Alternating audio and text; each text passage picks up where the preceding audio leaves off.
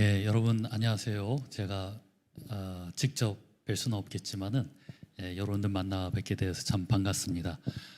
저는 금방 소개받은 대로 한국침례신학대학교에서 구약 성서학을 지금 가르치고 있습니다. 이렇게 좋은 기회를 주신 우리 여기 기관에 감사를 드리고요.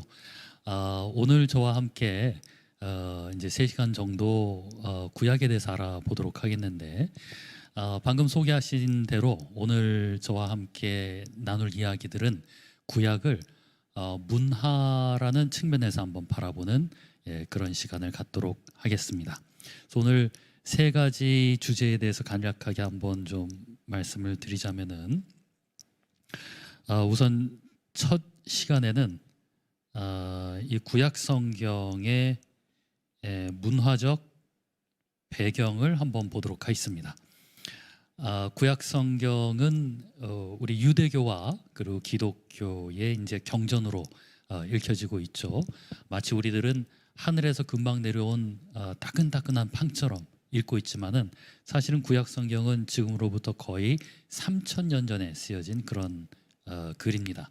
저희와 시간적으로 지리적으로 굉장히 먼 곳에서 이제 발생이 된 책이죠. 그래서 첫 번째 시간에는 이 구약 성경의 지리적 문화 배경이 되는 그것을 한번 살펴보면서 그 제목을 재미있게 붙여보았습니다. 예수가 백이니까. 물론 예수님은 구약 성경에 나오신 분은 아니겠는데, 우리 성경을 가장 대표하는 인물로서 예수님은 과연 백인이실까? 이것을 한번 우리가 비평적으로 생각을 하면서 구약 성경의 올바른 배경에 대해서 한번 보도록 하겠습니다. 자, 두 번째는 구약 성경과 평화 감수성이라는 제목으로 한번 보도록 하겠는데요.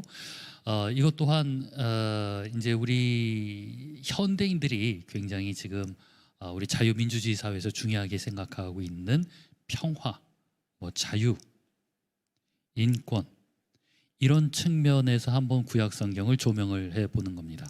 이것도 우리가 문제의식을 가질 수가 있는 것이, 아마 많은 우리 성경의 독자 여러분들이 구약 성경을 읽을 때는 구약 성경이 갖고 있는 상당한 그 원시성, 그리고 이 원시성이 상당히 좀 폭력적이고 우리 현대인들이 이해하기 어려운 그런 어떤 원시적 배경 속에서 이제 쓰여지게 되었죠. 그러다 보니까 가끔 구약을 폄하하기도 합니다. 구약 성경은 여성이라든가 약자라든가 거기에 대한 배려가 있기보다는 굉장히 잔혹하다, 이런 어떤 비평이 있기도 하는데, 약간 다른 측면에서 우리 구약 성경, 비록 3,000년 전 원시 중동 사회에서 발생된 그런 책이지만은 그 가운데서도 평화에 대한 감수성을 읽을 수가 있다라는 것을 한번 보도록 하겠습니다. 자, 그리고 세 번째 시간에는 저희가 룻기라는 책을 한번 보도록 할게요. 룻기라는 책은 짧으면서도 아주 흥미로운 책이죠. 이거는 우리 구약 성사학을 하시는 분들은 이미 잘 아는 그런 내용이겠지만은, 이 룻기라는 책을 또한 우리 현대 문화적 감성에서 보았을 때 관심 가질 수 있는, 룻기를 하나의 문학으로서, 또한 룻기를 여성의 측면에서 한번 바라보는 그런 시간을 갖도록 하겠습니다. 이 룻기라는 책은 짧지만은 제가 비유하자면은 마치 우리나라에 옛날부터 내려왔던 하나의 판소리나 창극 같은 그런 글이기도 했었습니다. 굉장히 구두적 성격이 강했던, 아마 고대 이스라엘 사회에서 오랜 기간 동안 사람들 사이에 회람되어 왔던 그런 이야기가 아마 성문화되어서 문헌으로서 정착이 아마 되었을 겁니다. 그런 가운데 이 글이 갖고 있는 굉장히 문학적인 그런 어떤 요소들이 많이 있습니다. 이것을 한번 살펴보고요. 또한 여성의 측면에서 한번 보도록 하겠는데, 물론 룻기가 주인공이 여자이기 때문이기도 하지만 구약 성경은 여성에 대해서 굉장히 좀 아까도 말씀드렸지만은 잘못 이야기하자면 좀 폄하하는 것이 아닌가.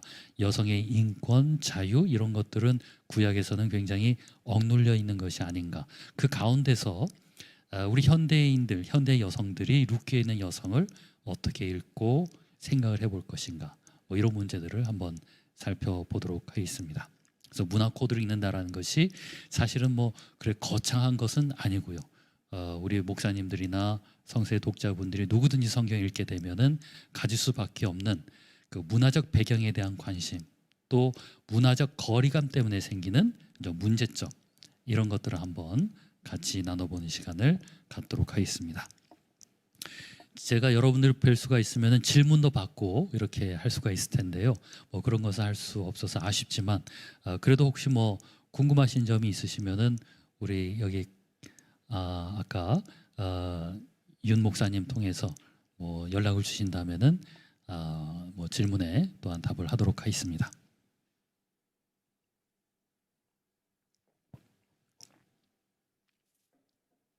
자, 처음 이제 구약의 문화적 배경에 대해서 한번 보도록 하겠습니다.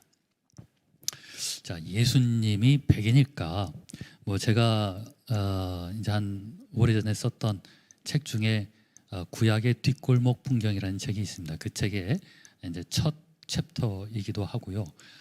구약 성경의 배경을 올바로 알자라는 뜻에서 붙여봤던 좀 흥미로운 제목입니다. 아마 뭐 제 연배쯤 되시는 분들은 이런 얘기 많이 들어보셨을 거예요. 이제 교회를 다닌다, 예수님을 믿는다 그러면은 옛날에 그 어르신 분들이 야 너희들은 왜 그 좀 나쁜 말로 양놈의 종교를 믿느냐. 자, 그래서 이제 기독교 그리고 뭐 성경, 이거는 서구 사회의 것으로 이제 많이 알려져 있습니다. 가장 대표적인 것이 여러분들이 성화를 보면은 대부분 예수님의 얼굴이 금발에 파란 눈을 가지고 있는 경우가 아주 많이 있죠. 자, 우선 이것부터 한번 저희가 비평적으로 짚어볼 필요가 있습니다. 예수님은 절대 금발일 리가 없고요, 파란 눈을 가지실 수가 없습니다. 왜냐하면은 예수님은 지금의 팔레스타인, 이스라엘 이 지역에서 태어나신 사실은 고대 중동 분이신 겁니다. 그런데 이제 기독교가 발생하기는 그렇게 서아시아 지역, 지금의 중동 지역 거기서 발생을 했지만은 기독교가 신학적으로 선교적으로 꼽히게 된 것은 저 유럽이죠. 그러다 보니까 유럽의 선교사님들이 이 종교와 성경을 우리 동양사에 많이 들여오다 보니까 우리는 서구 사회가 그려낸 성경, 서구 사회가 바라보는 기독교, 그 문화, 여기에 이제 전적으로 의존하면서 기독교를 알게 되었던 겁니다. 그래서 당연히 이제 서구의 교회와 서구의 선교사님들이 우리에게 보여주었던 예수님의 얼굴은 금발이었고 파란 눈이고 유럽 사람처럼 이제 그렇게 그려져 있는 경우가 이제 상당히 많이 있었습니다. 그래서 이것부터 한번 넘어가 볼게요. 지리적으로 보자면은 우리 성경, 구약 성경의 배경이 되는 곳은 지금의 중동 지역입니다. 이거를 이제 학자들은 고대 근동이다 이렇게 이야기하기도 하고요. 이 근동은 가까운 동쪽이라는 뜻인데 이것도 유럽 사람의 입장이죠. 유럽 사람들이 볼 때 중동 지역이 가까운 동쪽이니까 우리들은 이것을 근동이 아니라 서아시아. 왜냐하면은 우리는 극동에 있으니까 우리 편에서 보자면은 저 중동 지역은 서아시아 지역입니다. 그래서 이제 우리 한국 사람들은 성경의 배경이 되는 지역을 고대 서아시아다 이렇게 부르는 것이 이제 올바를 것 같습니다. 자, 그렇다면 우리가 알 수가 있겠죠. 예수님은 우리가 성화에서 보았던 그 유럽인의 모습이 아닙니다.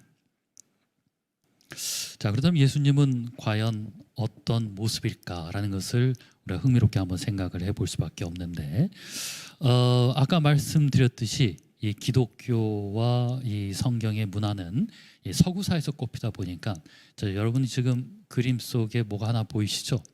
이게 뭐냐면은 유럽 사람이 그린 바벨탑입니다. 바벨탑. 자, 그런데 혹시 우리 강의를 들으시는 분들의 중동 지역에 뭐 이란, 이라크나 이런 데 가보신 분들은 아마 아실 겁니다.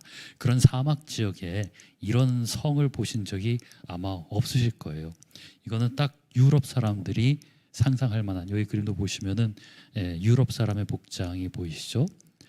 그러니까 유럽 사람들은 기독교가 저 아래 중동 이쪽에서 올라온 종교라는 것을 알고도 있었지만은 자기네식으로 이제 기독교와 성경의 배경을 토착화시킨 겁니다. 예수도 백인이고 성경에 있는 많은 이야기들을 자신들이 상상할 때에는 자신들과 가까운 친밀한 이와 같은 서구식 모습으로서 그려내기 시작한 겁니다. 그렇다면은 우리나라 사람들은 차라리 우리식으로 표현하는 게 가능하다면 더 좋을 수가 있겠죠.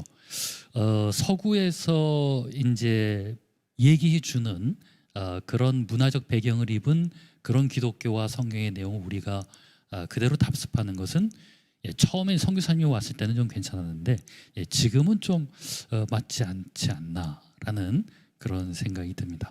자, 이렇게 기독교와 성경이 다른 지역에 가서 그쪽의 문화와 동화되고 동질되는 것을 우리 토착화다 이렇게 부를 수가 있을 것 같아요. 토착화, 어딘가에 토착화된다.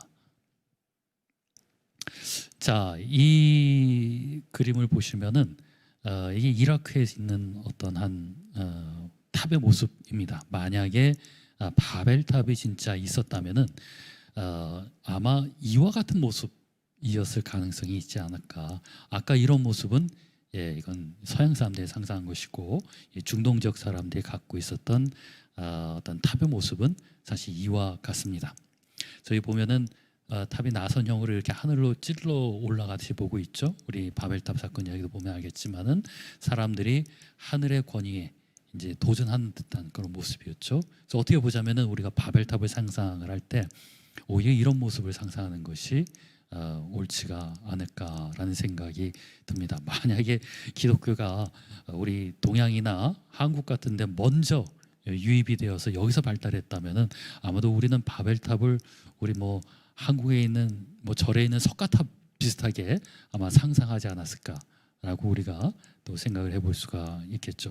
아무튼 바벨탑을 만약에 역사적 고증을 거쳐서 우리가 만약 상상하고 생각한다면은 아까 그 그림보다는 이 그림이 더 가깝지 않을까라는 생각이 듭니다. 자, 그래서 우리 성경을 잘 아시는 목사님들도 그리고 성세 독자들도 어떻게 보자면은 이 서구의 문화에 젖어서 들어온 기독교가 우리 머릿속에 많기 때문에 이것을 좀 걷어내보고 다시 상상을 하는, 다시 재구성을 해보는 그런 어떤 작업도 필요하지 않을까, 이런 생각이 듭니다.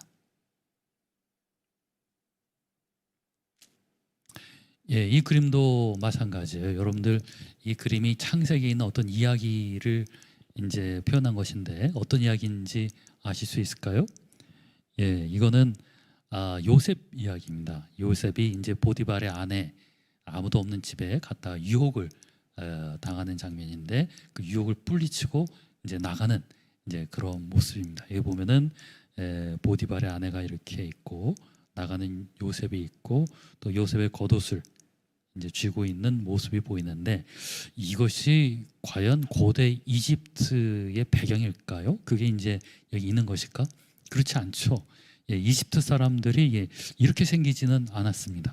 물론 이집트가 유럽하고 가까운 쪽에 있기 때문에 뭐 그 아래에 있는 흑인들과는 조금 다르게 조금은 더 생김새가 다르긴 합니다만 여기서 보는 이 인물들은 완전히 유럽 백인들이죠. 옷도 이집트 사람들의 옷이 이럴 리가 없습니다. 하지만 이제 서구 사회는 자신들의 토착화된 그런 성경의 문화와 성경의 이야기를 상상을 이제 하기 시작한 거죠. 그리고 우리는 그만 거기에 익숙하게 이제 상상을 하게 되었습니다. 그래서 제가 글이나 어디 뭐 강연이나 뭐 방송에서도 예수님은 백인이 아니라 좀 농담을 하자면은 저 이태원에 있는 중동에 있는 식당, 이태원에 있는 중동 식당의 주방장님처럼 생기셨다라고 이제 하기도 했는데 화를 내시는 분도 진짜 있었어요. 그리고 예수님이 중동 지역 분이긴 하지만 백인 쪽 경향의 어떤 사람이기도 하다라고 해서 금발의 파란 눈을 고집하시기도 하는 분이 있었습니다. 물론 지금부터 2000년 전이라면 지금의 중동 사람과 좀 다르기도 하겠고요. 또 사실 더 이제 정확히 보자면은 아주 옛날에 그 팔레스타인 지역에 이주해서 왔던 사람들 가운데는 지금의 중동 사람 모습보다는 조금 백인에 가까운 그런 사람들이 실제로 내려오기도 했었습니다. 그래서 이제 그런 계통일 것이다라고 보기도 하지만 그래도 지금의 중동 사람의 모습과 더 가깝지 우리가 성화에서 보는 그 유럽 사람의 모습과는 같을 리가 없습니다. 그래서 머리카락은 반드시 검은 색깔이에요. 그래서 여러분들이 참조하셨으면 좋겠는 것은 그 멜 깁슨이 만든 그 패션 오브 크라이스트라는 영화가 있습니다. 그 영화는 멜 깁슨이 역사 고증을 다해서 그 언어도 그렇고 배우들의 생김새도 다 이렇게 정했다 그래요. 거기 보면은 대부분 배우들이 다 검은 머리를 할 수 있는 것을 알 수가 있고요. 그러니까 파란 눈은 좀 불가능하겠죠. 더군다나 예수님은 긴 머리를 가지고 계셔서 많은 성화에 보면은 이것도 이제 불가능합니다. 그 당시 유대 사회에서 남자가 머리가 길다라는 것은 그건 좀 이상한 거예요. 그리고 수염이 아마 있었을 것으로 추측을 할 수가 있고요. 긴 머리의 예수상은 나중에 2세기나 3세기쯤 이제 기독교가 유럽 쪽에 전파되었을 때 그 당시 선생들 가운데 좀 긴 머리의 사람들이 있었다고 해요. 그것이 이제 출발이 되어서 예수를 긴 머리로 그리기 시작했고 또 예수님을 그렇게 긴 머리로 하고 예쁜 미소년 같은 어떤 모습으로 예수를 그리게 된 것은 예수의 남성성을 지나치게 강조한다기보다는 그것을 좀 중화시키려는 그런 어떤 시도 가운데서 만들어진 그런 모습입니다. 그래서 예수님이 성화 속에서는 굉장히 꽃미남 스타일이시죠. 근데 이따가 예수님을 얼굴을 보고 난 사진인데 그걸 보시면 조금 놀라기도 하시고 어떤 분들은 실망도 하시고 하실 겁니다. 아무튼 예수님은 지금의 중동 지역 사람과 더 가깝게 생겼습니다. 당연히 구약 성경도 신약 성경도 그 배경을 그쪽 지역에 놓고 보아야 되겠죠. 자, 이 그림은 아프리카의 이디오피아 사람이 그린 이제 그림인데 여기 보면은 세인트 모세스 성 모세다 그리고 더 블랙 흑인이다 이렇게 되어 있습니다. 글쎄 모세가 이집트에서 자라긴 했지만 그 계통은 셈족 계통이었기 때문에 여기 그림에서 보는 것처럼 꼭 이디오피아 사람 닮았어요. 이렇게까지는 아니었겠지만 그래도 이제 우리가 생각하는 모세는 지금 유명한 영화 10개에서 보는 찰턴 헤스턴의 모습이죠. 이럴 리는 없다라는 겁니다. 미국의 국민 배우 찰턴 헤스턴이 10개에서 모세 역할을 해서 아주 유명하게 되었죠. 이 찰턴 헤스턴도 뭐 금발의 파란 눈을 가지고 있습니다. 연기는 잘했고 모세 역할은 잘했지만은 고증적으로 보자면은 이 모습일 리는 없겠습니다. 물론 요 앞에 이 모습도 좀 지나치게 그 아프리카 쪽에 토착화된 모습이지만 아프리카 사람들은 사실은 모세를 이렇게 상상하면서 자신들과 더 가까운 친밀한 분으로서 아마 느낄 수가 있었을 겁니다.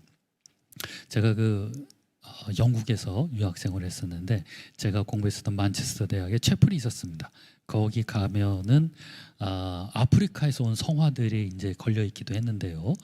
거기에 보면은 십자가에 달리신 예수님이 흑인의 모습으로 되어 있습니다. 그들은 인간에게 자유와 해방을 주기 위해 십자가에 달리신 모습을 흑인으로 그림으로 말미암아 서구 사회의 노예 제도와 이런 것으로서 고통받았던 자신들의 모습을 투영하기도 했었죠. 근데 실제로 그 아프리카에서 왔던 학생들한테 물어보니까 아프리카에서도 예수를 백인으로 보는 경우가 많이 있대요. 거기서 이제 서구 선교사님들의 영향 때문에 하지만 이제 거기에 대한 반발감도 있고 또 토착화 영향으로 또 모세를 아주 즐겨 흑인으로서 그리기도 합니다. 자, 이거는 그렇죠. 만약에 기독교가 유럽이 아니라 동양으로 먼저 왔다면은 아마 우리 역사 가운데 성화 속의 모습들은 아마 이와 같은 모습일 거예요. 이거는 우리 한국의 화가께서 이제 그린 그림인데요. 이게 무슨 장면인지 아시겠죠? 이게 이제 예수님이 침례 요한, 세례 요한한테 이제 침례를 받는 장면. 제가 이제 침례교다 보니까 이를 자꾸 침례라고 하는데 이제 어떻게 이런 그림이 동양적이기 때문에 우리한테 사실은 더 친숙해야 되는데 우리는 그만 기독교를 서구 선교사님들한테 받는 바람에 오히려 이런 모습이 그만 낯설게 되었습니다. 자, 저도 낯섭니다. 심지어. 근데 이 그림을 좀 설명해 보자면은 여기 보면은 예수님이 계세요. 예수님이 계시고 사실은 이제 요한한테 침례를 받으셨죠. 그렇다면 사실은 여기 지금 강에 물 담고 있는데 강에 이렇게 침례를 했다가 올라오는 것이 고증적으로 맞는데 이 그림을 그린 화가분이 이제 우리 한국에서 흔한 세례의 어떤 풍습에 익숙하셨나 봐요. 그래서 침례 받으시는 예수님을 마치 세례하듯이 머리에서 이렇게 뿌리는 이게 저기 그 무슨 바가지 같은 것으로 뿌리는 그런 재미있는 모습이 있습니다. 그리고 하늘에서 천사들이 내려오는데 천사들이 여기 보면은 선녀로 되어 있죠. 참고로 우리 구약 성경에서 말하는 천사나 이런 것들은 되게 남성형으로 되어 있는 경우가 많이 있습니다. 우리 동양에서 그런데 하늘의 선녀해서 여자로 많이 이야기하죠. 그래서 여기는 선녀들이 이렇게 내려오는 그런 모습이 있고요. 여기 약간 잘못된 것이 있다면은 예수님이 십자가에 달리시기 전인데 지금 침례 요한의 손에는 십자가 모양의 지팡이가 그만 들려져 있습니다. 물론 이게 예술 작품이니까 뭐 역사적 고증보다는 여기 담겨 있는 상징과 어떤 메시지에 우리가 더 주목할 필요가 있겠죠. 자, 그래서 이것도 일종의 토착화다.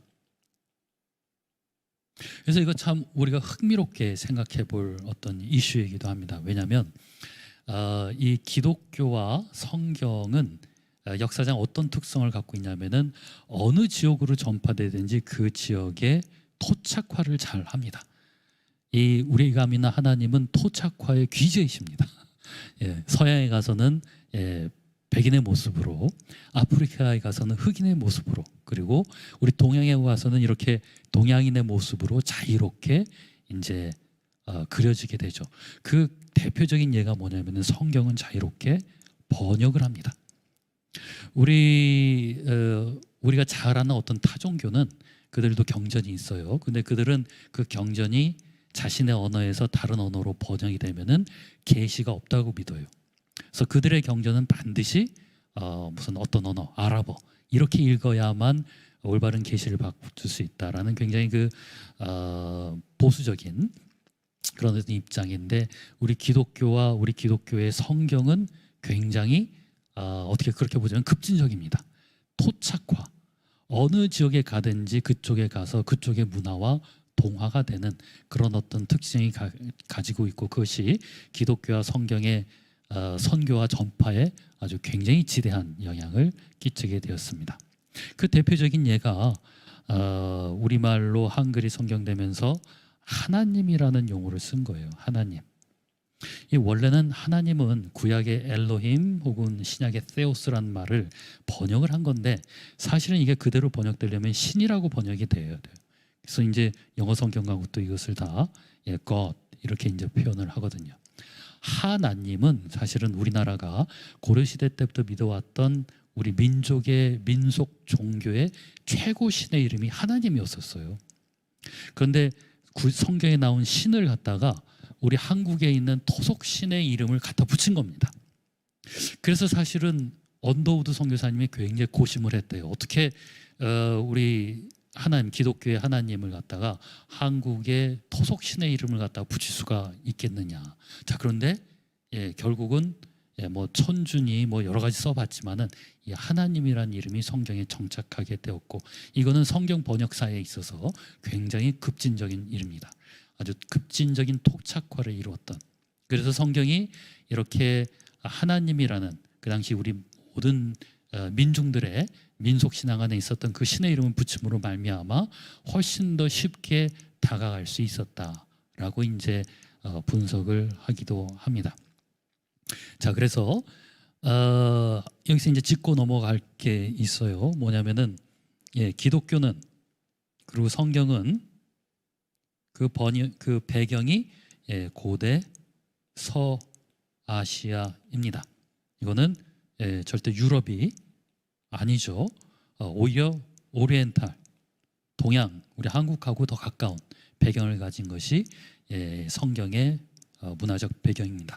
자, 그런데 이 성경이 기독교의 선교의 날개를 타게 되면은 아주 토착화의 귀재가 됩니다.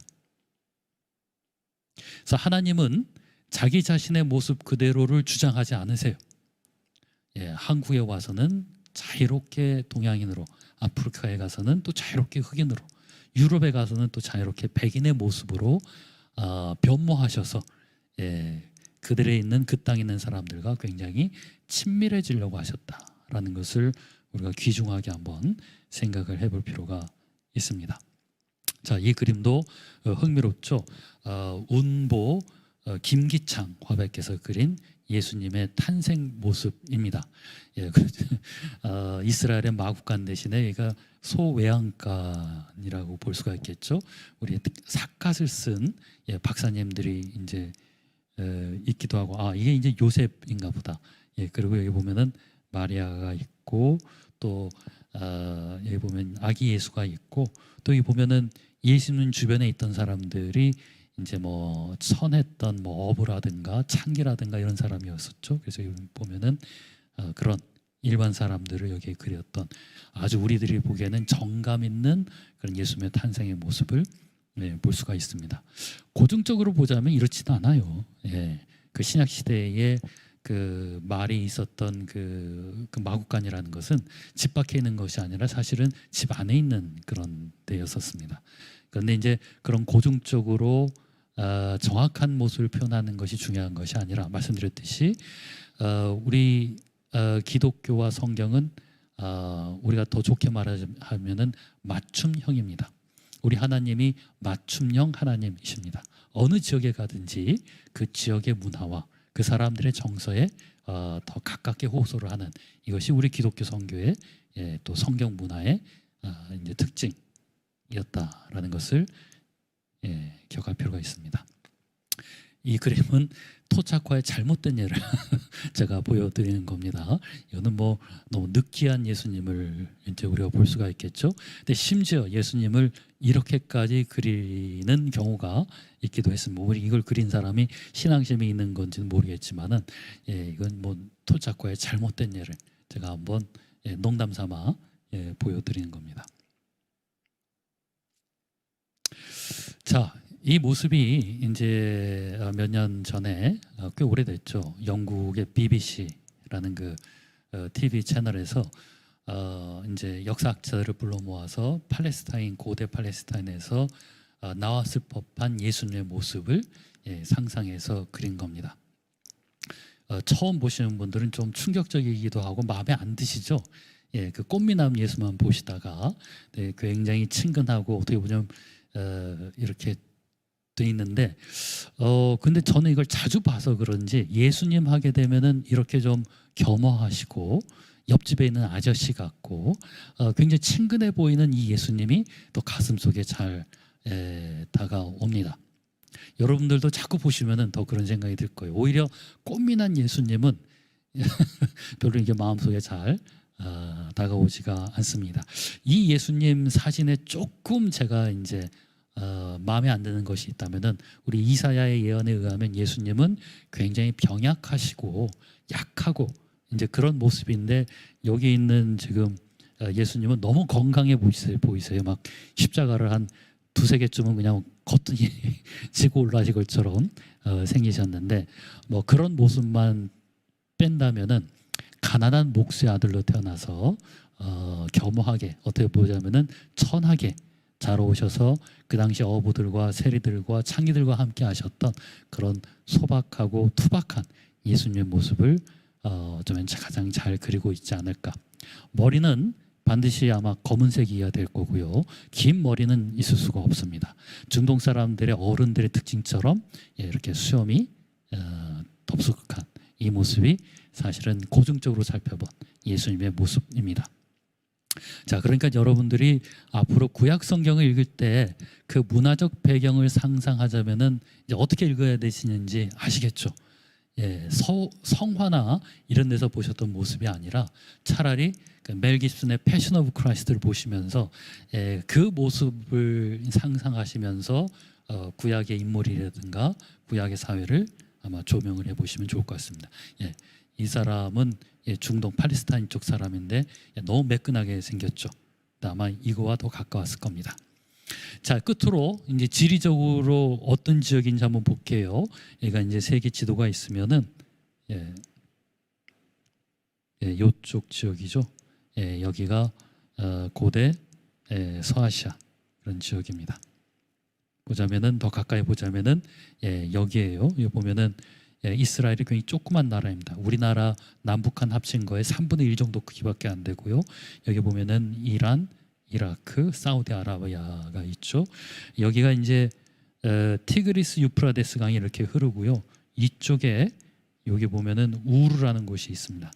아브라함의 고향이죠. 그러니까 아브라함도 사실은 지금의 이라크 사람의 조상 과 가깝다라고 볼 수가 있습니다. 여기 이집트가 있고요. 여기 신약의 소아시아의 배경이 되는 터키가 있습니다. 그래서 성경의 배경이 되는 지역을 이야기할 때 크게 보자면은 이 터키부터 이집트까지 해서 이렇게 여기가 고대 서아시아, 고대 근동 내지는 고대 중동, 그래서 성경의 배경이 되는 곳이다라고 볼 수가 있습니다. 왜 성경은 이 중동 지역에서 쓰여지게 되었을까요? 뭐 그걸 성경이 답하고 있지는 않습니다만은 우리가 한번 생각을 해보면은 중동 지역은 세계의 문화권의 보편적인 교합 지점이 됩니다. 바로 이 위에는 유럽이 있고요. 바로 아래는 흑인들의 아프리카가 있고요. 오른쪽으로는 우리 황인종의 아시아가 있습니다. 이 가운데 교합 지역이 바로 이 중동 지역이에요. 그래서 예수님의 배경이 되는 팔레스타인 사람들을 보면은 유럽 사람처럼 생겼지만은 피부색은 동양 사람 같고 또 머리카락은 흑인들처럼 좀 곱슬곱슬거리고, 좋게 우리가 이제 신앙적으로 표현하자면은 예수님과 성경은 모든 문화의 교합 지역인 가장 보편의 지역에서 탄생한 것이다.